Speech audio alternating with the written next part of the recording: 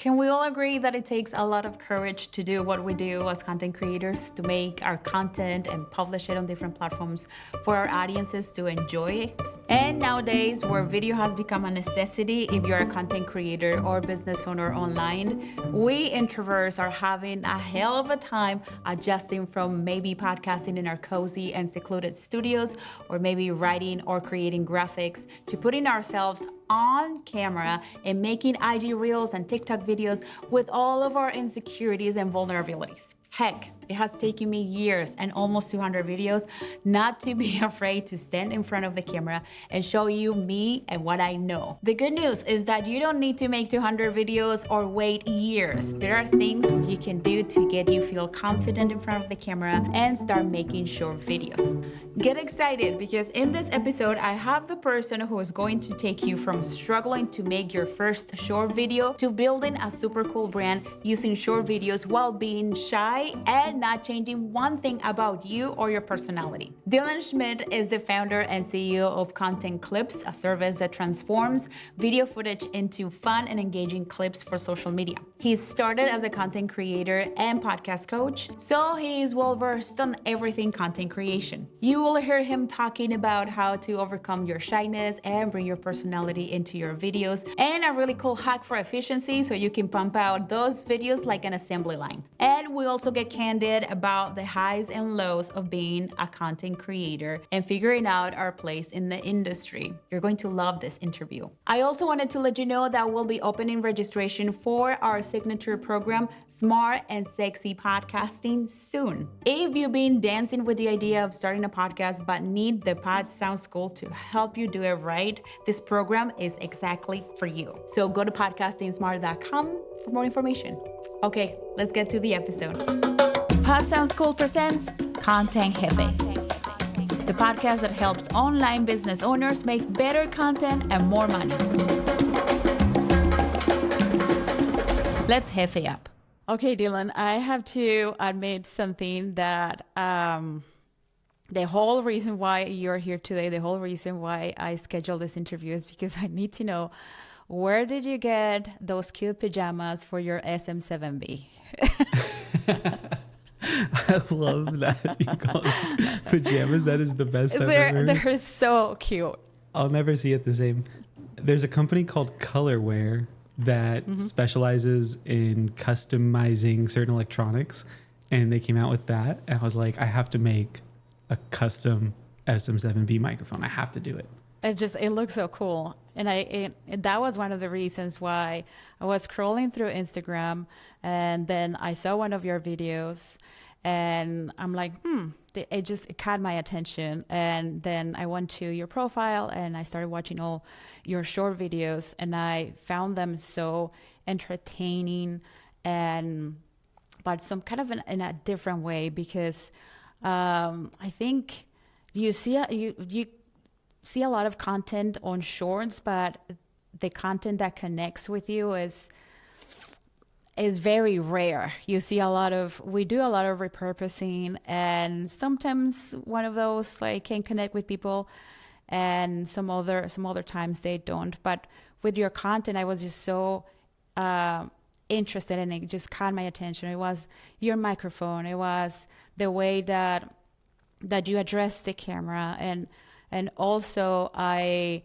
was watching one of your shorts, and you were sharing how you were a little bit shy. And I'm like, and you can see that too, like how you are shy, but at the same time, you just have this funny personality that comes through the content that you make. So that's one of the reasons why I'm excited to have you here in our podcast. And it's because I just want you to share with us how you got started with short video content. And I think this is going to be very useful for those who are starting to get curious about short video content, and they don't know how to start. They feel that they're too shy, or that they don't have anything to say, or when they press record, they paralyze them. So basically, that's why I'm excited to have you here. So how did you get started with short content? Were you always this good? absolutely not. I still don't see myself as being good per se. I put, air quotes up. But yeah, I started just a couple years ago, 2021, which before we know it, that'll be back 10 years ago. No, I know. it's still only a couple of years ago, thankfully. And had done no video content before that. I had recorded some video content for people, but I had never made short form video. I started this account called Digital Podcaster, and I was like, you know what? I don't have to show my face. I can make a logo as the profile picture. I can just post some little cartoons and, it'll be cool. And then I'll grow this business because I'll stay consistent. And then I found if I included my face in it, people responded better. And then I made the connection. If I can include my face in it, like that's hard for people to do.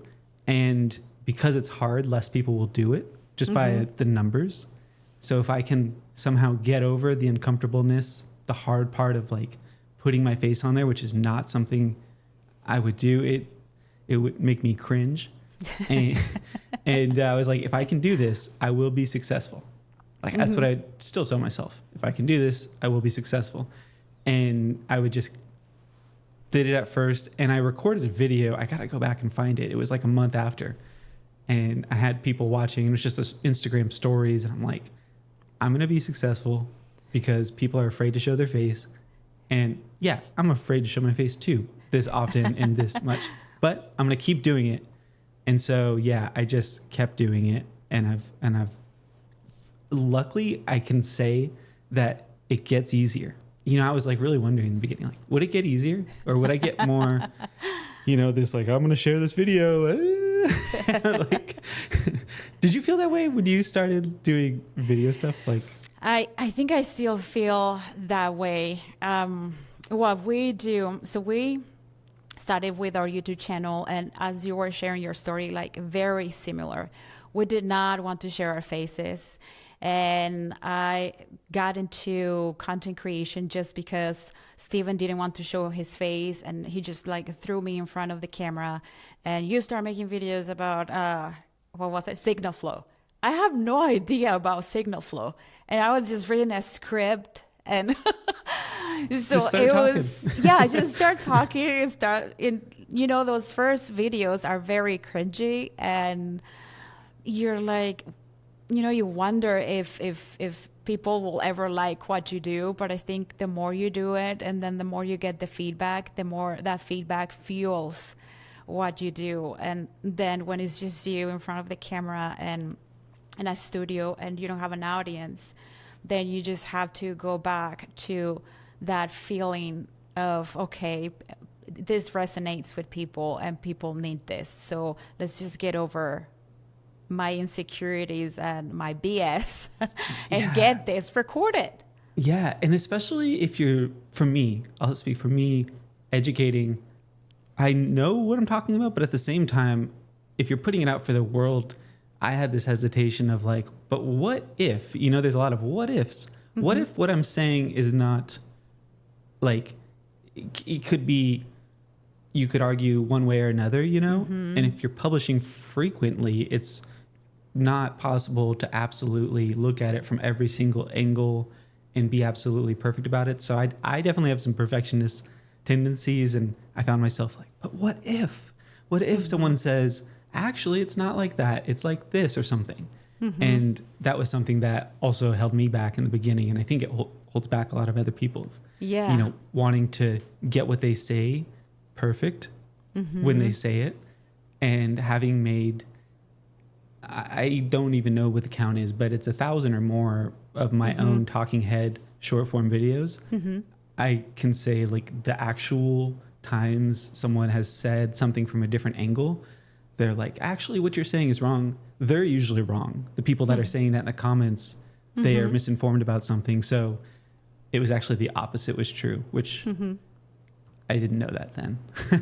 But yeah, you never know. You never know how people will react. And also you never know, like there's a lot of know-it-allies. I don't know if it's the same on Instagram, but on YouTube, there's a lot of know-it-allies and people who just like comment about your production and comment about your performance and comment, they challenge you at everything. I'm like, Yeah. let me show me your channel, show me Yeah. your content, and then you can share your opinions about what I do. Yeah, I had someone comment last week, and I know it's like you don't want to give them the time of day really, but I had posted a video, and it was my normal setup that I've made so many videos from, and they were like saying all these things wrong with my microphone and the sound and all the quality of this, and I'm like, no one has ever commented this before. I was like, what are you listening to like this through? Something, I think it's your speakers.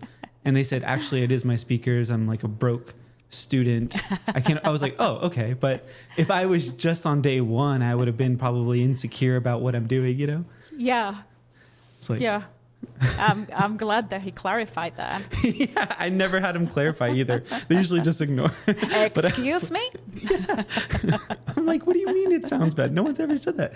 But yeah, it's funny. I'm like, thanks for clarifying. Well, good luck out there. You know, it's a friendly interaction. Normally they're not so friendly.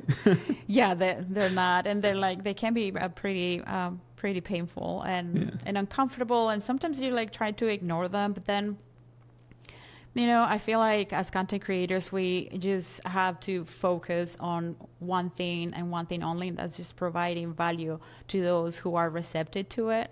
And there are people who won't be receptive to it, and that who will find the flaw, will find, you know, all of the things that you're doing wrong, but forget about them, right? Yeah, yeah. So something that I really enjoy about your short videos is that you introduce humor and that you introduce storytelling and that you have like this very calm demeanor. You're not like screaming or that you're just you. You're Dylan and that's it. So how do you get like from the beginning of planning your short videos? Like where do you get your ideas to all the way to recording and then editing the videos and how, if you can walk me through that process, and also talk a little bit about your performance, like how are you so calm and collected and not all tense and Yeah. Yeah.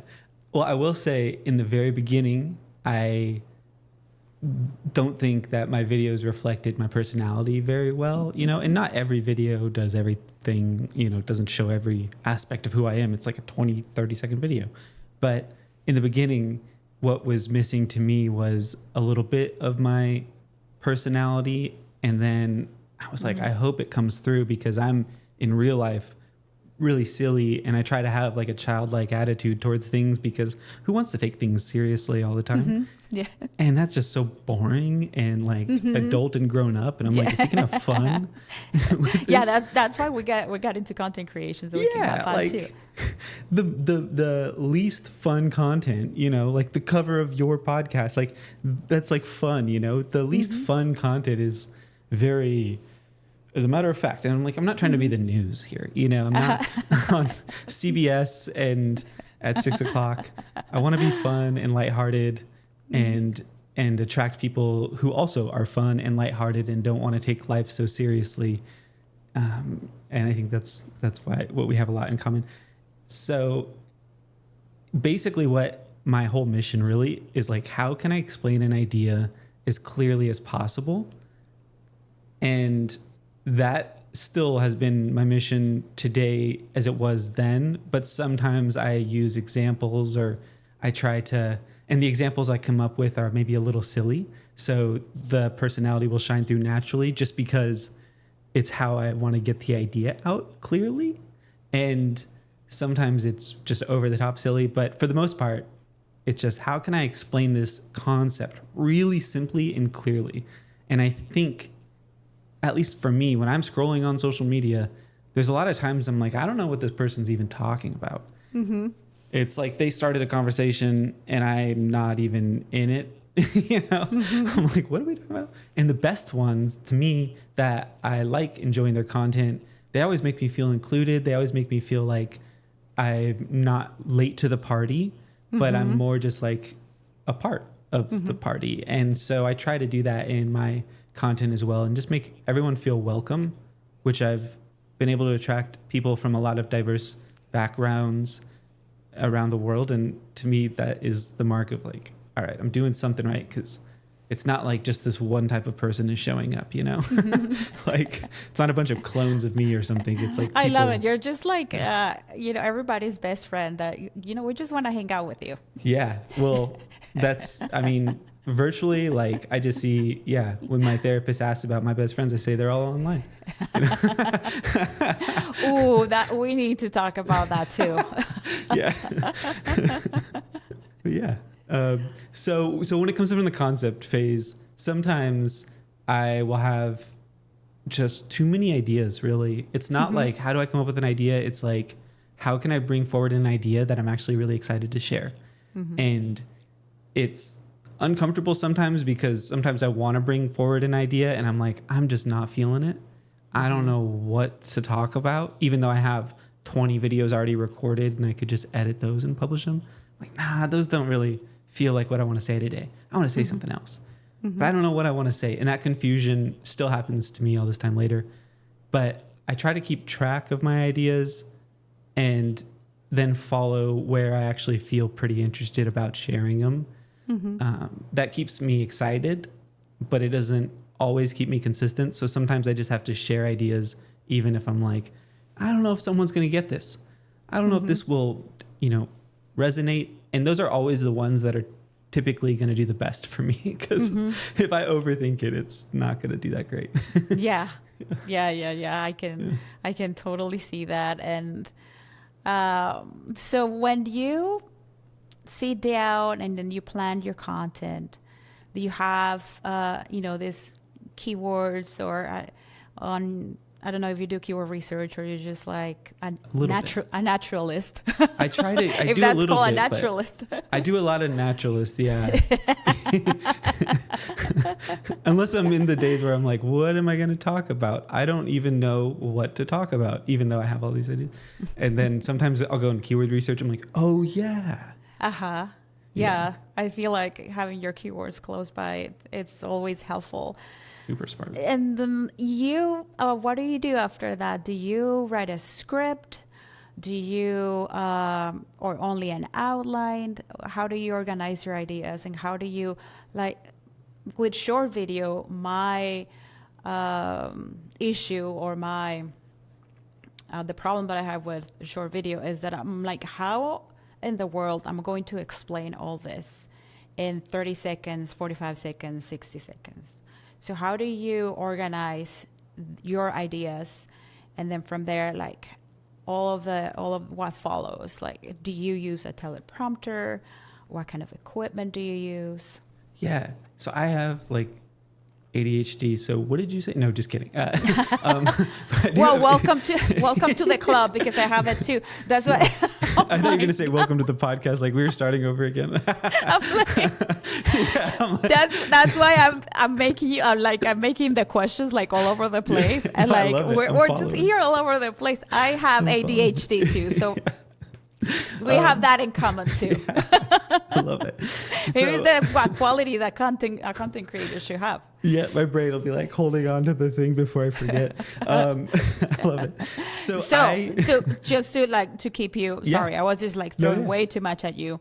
No, it's all good. So do you have a script or an outline when you record your videos? I typically will use a script, and it's typically word for word, because I'm really present, and that is both a blessing and a curse sometimes, because my short-term memory, I'm holding so much stuff, and like if it's not right there, like when they give you the number to type in for your password, it's like, we just sent a text and you got to type in that. I'm like, I need that thing right next to me, because I'm 6 digits. I'm not remembering that, let alone a 75 word script. So I will script it out word for word. This also helps me concise the message, make it more concise. And so I'll script it, and then sometimes I've used a teleprompter, but I like to keep my setup really simple. And so I am not using a teleprompter these days, although I have multiple ones. I just haven't found one that I really like. I just saw one that I'm like, oh, I can maybe leave that on my desk. But I'm typically looking at a line, and I try to make the sentences shorter as well. I've learned recently, the shorter I can keep the sentences, the easier it is for me to remember. But also when it comes to the edit, I find it harder to edit long sentences because it doesn't seem to flow as right. And also there's probably something wrong. I'm trying to add too much context in a sentence. Just me simply explaining what I'm doing here. If I was to script it out, I could tighten it up. So I tried to not do that, because if I just try to answer a question, I'll spend 3 minutes answering it, and then it will take me much longer to edit it rather than if I just take the time up front and then be like, oh, that's a better way to say that. And it also makes me feel more calm, because I'm not worried about getting my point across. I can just kind of chill and be like, it's good. It's going to be fine. And I don't need to, am I saying the right thing? Or is my brain going to go over here? Is it brain going to go over here? That works like sometimes. But on the very short form content where every second and every word counts, I think it's much more difficult to just answer it and then edit it than just script it. I use what I've kind of built to be a really streamlined setup, so I can just have an idea and record it really fast. So I leave everything that I would need to record plugged in. All I got to do is turn it on. I can use an Amazon device and let it know. I'm trying to not say the word so it doesn't all turn off. But I can let it know that to turn everything on. So then everything goes on. And then all I got to do is open the program. I use Ecamm Live most of the time to record my videos straight to my computer. I can save it and then start editing.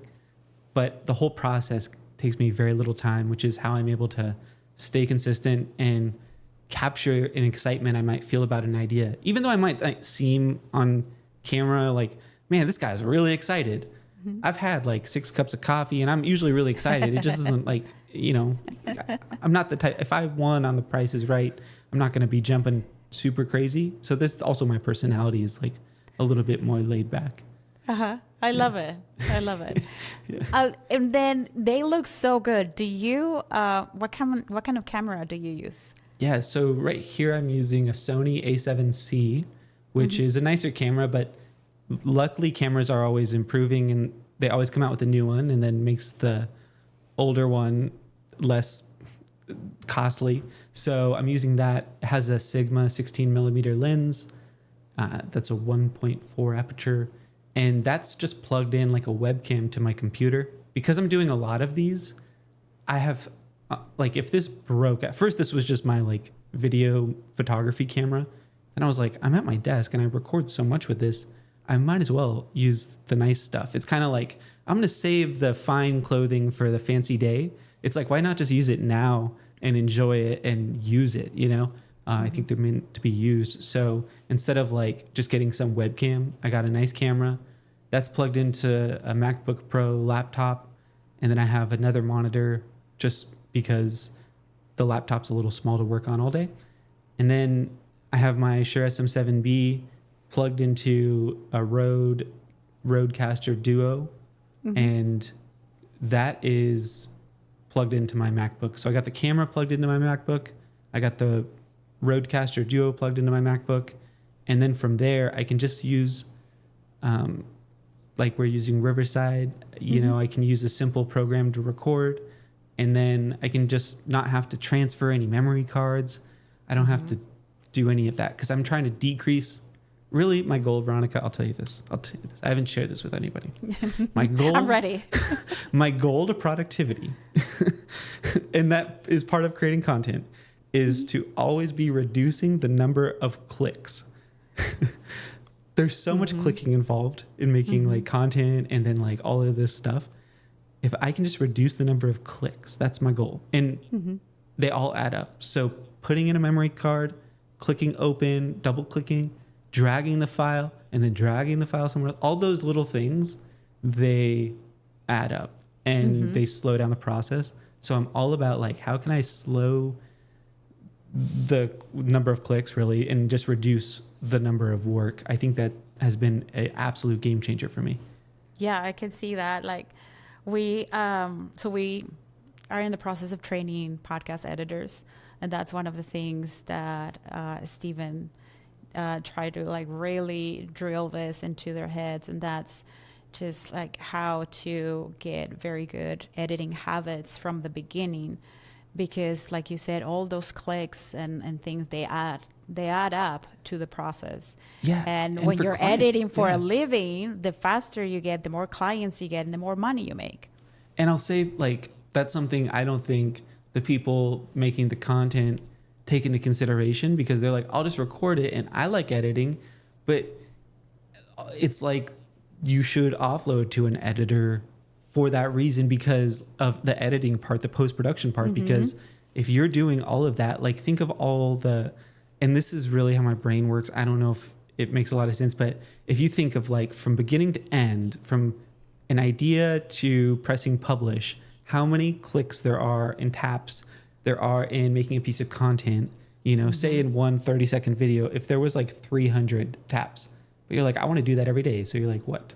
How many is that? That's a lot. And then especially with a podcast, and if you want to make more edits, it just adds more clicks and it takes more time. And I look at clicks like time and things that you could be doing. You can only make it so good yourself. And so outsourcing and delegating it to an editor is just so important, because you can only increase it so much yourself. And that's why hiring somebody to help you is like, don't do it all. Get an editor, you know? That takes me to something that I wanted to ask you. So let's see that I want to start recording short videos for my business, or I just want to start building a social media presence with short videos. I know that you have this company that is called Content Clips. So how do you advise your clients as far as the process of them making the videos, or do you just get the raw files and edit them? Like, how do you give advice, or what would you do if I come with that predicament? Like, I haven't made not even my first short video. I don't know what equipment to use. I don't know how to start. Can I use my phone? Like, how will you walk me through the process? Yeah. Well, first I'll be like, what's your budget? How much can you pay me? No, just kidding. But yeah, that's important too. That should be the first question. Can you afford me? Yeah, right. Because I'm very talented. Yeah. Like, well, well, mainly with content clips, from what I can think of, actually, we haven't really worked with anybody. I should say we don't work well with people who want to make content, I guess you could say. We work well with businesses and brands that basically can't handle what they're doing, and they're just like, we need help. So I don't get to typically even talk too much about that stuff. And it's usually on the reverse end, because these businesses and brands are so busy, and so they're like, they got these choppy looking Zoom calls, and it's usually on the other end of it where they see the clips and they're like, what the heck? This doesn't look like what I thought it would. And it's like, yeah, I mean, you're on a MacBook camera and this was from 2017, you know, and the internet was, you know, was a different animal. Yeah, you're in Cancun internet on the Marriott Wi-Fi. Like, it can only be so good. So I don't even get to like talk much about, although on our like discovery calls, they'll see my video quality and they're like, what the heck? I want that. So sometimes that is just an example enough on its own, is like they see my video quality and they want that. But unfortunately, we work with less than ideal footage, you know, but that's okay, because it's better than having no footage. So I'll take that any day. But yeah, but if someone actually was like, hey, I want to improve it, it also depends too on the person doing it. And I think there's more people like me in the situation where it kind of comes down to convenience, because if it's something you got to set up or have even a team member come over and set up, it's less likely to happen, because people that can afford to outsource typically have already started to get like a little bit of other team members on board. and we're not usually their first thing they're outsourcing. I get a little nervous when I'm like the first thing they're outsourcing because they're usually too involved in the process to even like let us do what we're best at. So I kind of like the hands-off teams that are just like, I don't know what the heck you do, but it's great. It's perfect. It's what we need. It's like magic.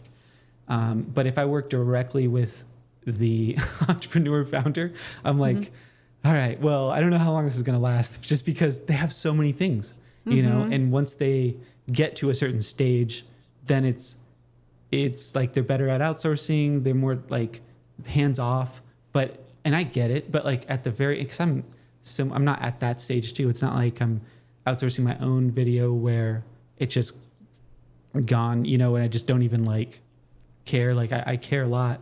And it's not to say that's bad, but sometimes it can be getting in the way more than it can help.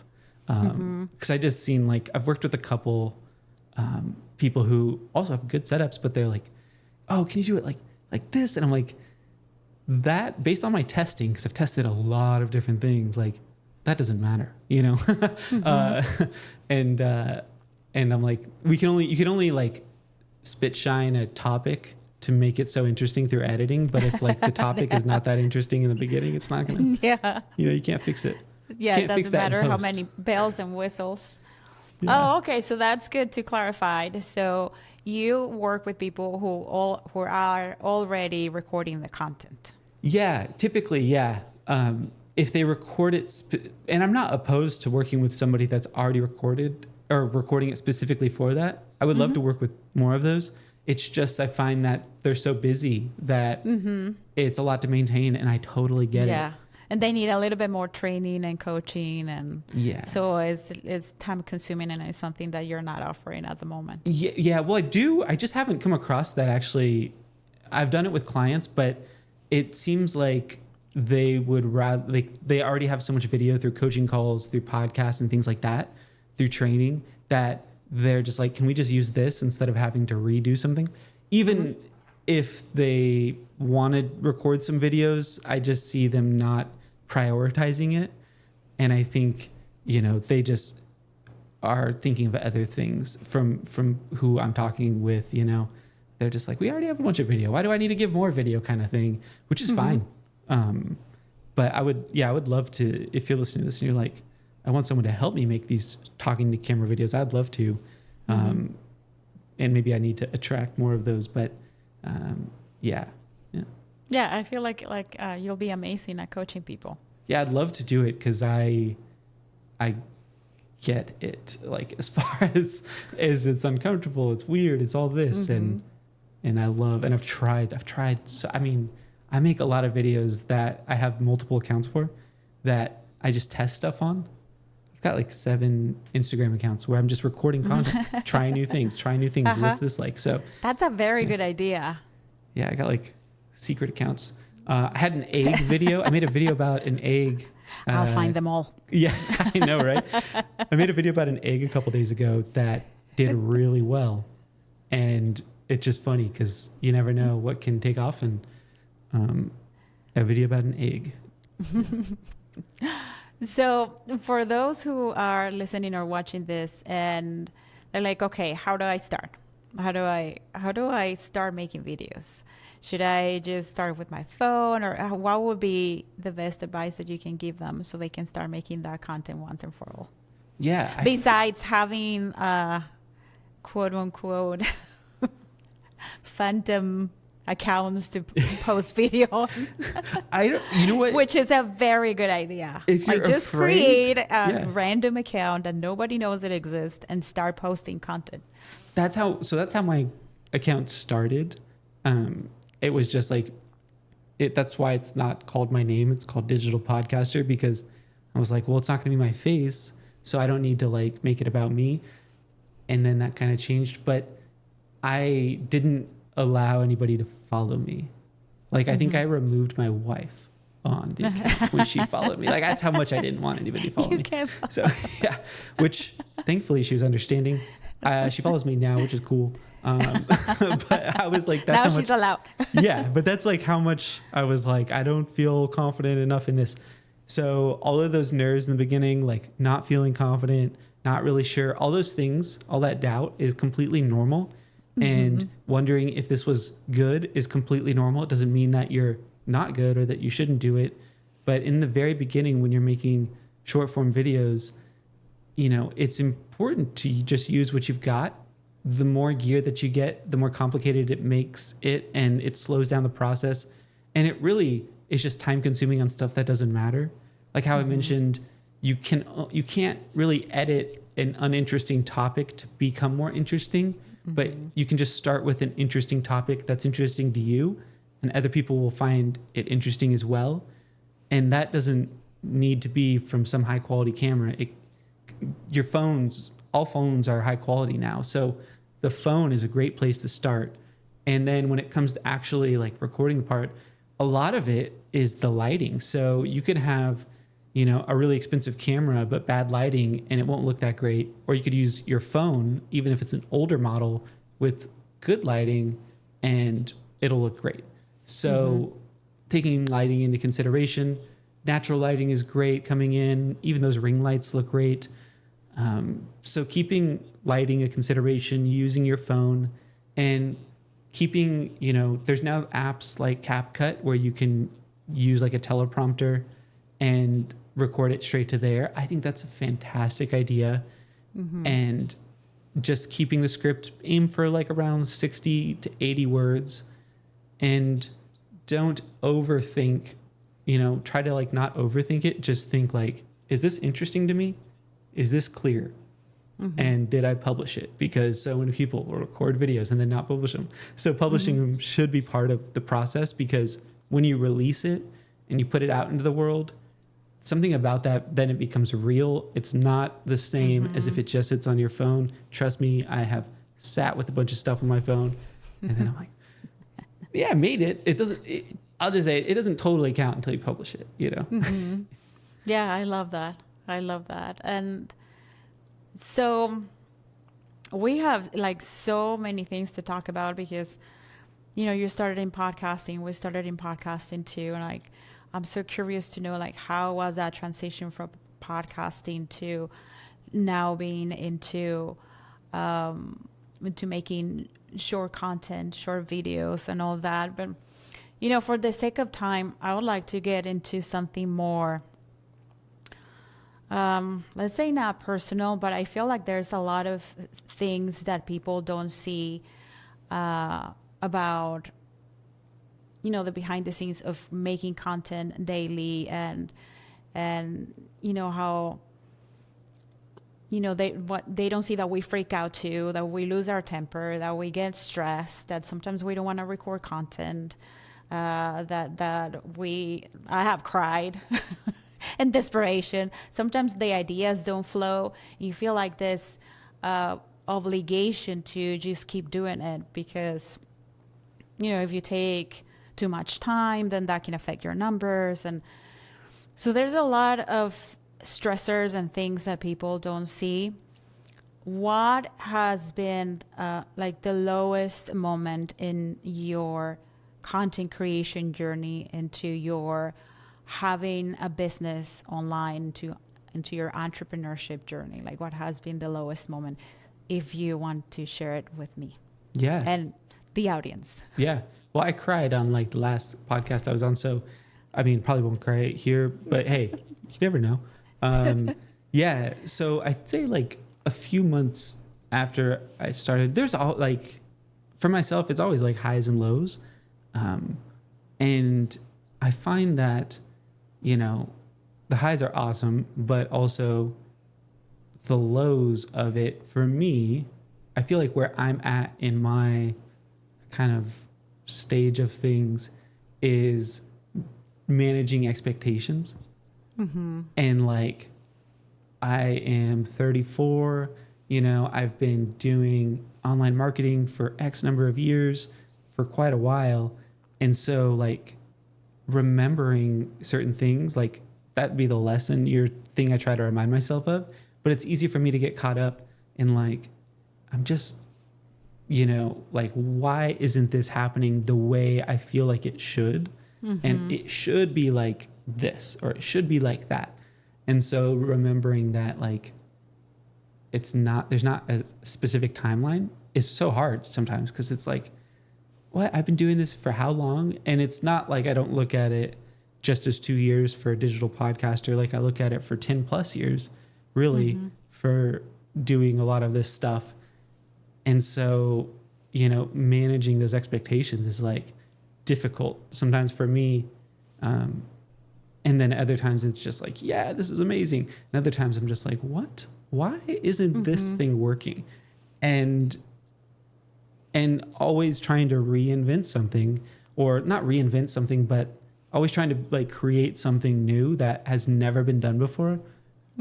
For me, comes with like, why isn't this received the same as I thought it would? You know, if I spend hours on something and then it just seems to like get crickets, and then I spend minutes on something and it's widely received. It's hard not to have those expectations around, you know, like, why isn't this more received? I put more thought into it and all those things. And it's just, sometimes there's not clear answers around why, you know, something resonates more. So that's what I've kind of like found to be hard, but, yeah. I definitely agree with all of that. And I feel like what we do is just so connected to the way that we feel. And I'm a big believer in the woo-hoo stuff and the universe and all that. Is sometimes you're not connected, and your vibration is not where it's supposed to be. And that's why, you know, we can feel depleted, that the ideas are not flowing, that you are doing all this work for people and you want people to embrace it and to love it and to take all of this that you're putting into something. And like you said, like sometimes you just hear crickets. So it feels like, is this even worth it? Like, are people even listening? Like, hello, I'm here. But then you have to, like you said, you have to look back and see all of the progress that you made and all of the people. And then what we see is very superficially, because not a lot of people who see our content, who watch our videos, and who interact with what we post online. Not a lot of people will like or comment, or so we have no idea. And then sometimes you get comments like, yeah, we've been following you for years. I'm like, oh, well, hello. Where have you been? So I can totally agree with that. I think that's one of the things that it's not unique to you. It's just a thing across the board with content creators. It's just like, why is it that when I'm making this, it feels so good and it feels like, you know, the great idea that people are going to like it, and then you post it and then it doesn't perform as well. And then you have to manage your expectations and take things as, I tell Stephen here all the time, well, market research. Yeah. That's how we should take it, because if we get too attached to that, then I can really. That's a great point about. Really sad. Yeah, it is a great point about. I forget that too. Like, people will watch it but not engage with it, and you don't exactly know who watched it.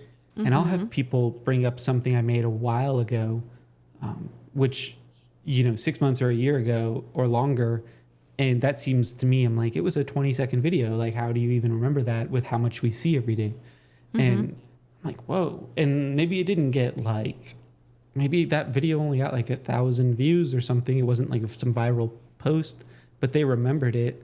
And just the fact that they bring it up or something or mention it, like, what? Like, it's interesting, because I'm like, oh, I thought like everyone would have forgot about that because it has no comments under it. And, you know, so it's hard sometimes to like do it digitally, release it, and then just be like, yeah, I'm sure people are loving it. You know, that's a weird, you know, thing to just do. But you kind of, I have to kind of remember that too. It's just like, it's out of my hands once it's published, and really going for the impact and quality of what's inside the video rather than like some quick thing that is just trying to game something, to me is really important, because I think it's a values thing, you know. When I watch and listen to a lot of your content, it feels the same. Like it's not, I don't feel like I'm not going to walk away with anything, you know. There's like depth to it that some people I know I can see, because I'll just like, they'll skate by and they're like, I just posted a video, but it was meaningless and there was no real point to the video or something. Yeah. I feel like that's something that we've done from the beginning here, to our own detriment sometimes. is it's like being so nitpicky with certain things. And I think that the quality and what we do and quality and our content has been something that we've been doing and we want to do with what we know and what we have. Because if you watched our videos from years ago, those videos, I'm like, oh my gosh, that was so terrible. But then I think the more you learn and the more you get to scale your business and get better equipment and get better at what you do. I think we are committed to that. Like, we're on the same page. And clients find you, like, even through the bad videos, and like, you never know. Like, if I look back and I'm not, you know, like, whatever they had to be is they were, but maybe I was out of focus in the video and I didn't think the video was that good, but clients maybe still have found me through that. And to me, you know, now I'm like, I wouldn't make that video, but it didn't really matter then because I did the best with what I had and it still worked.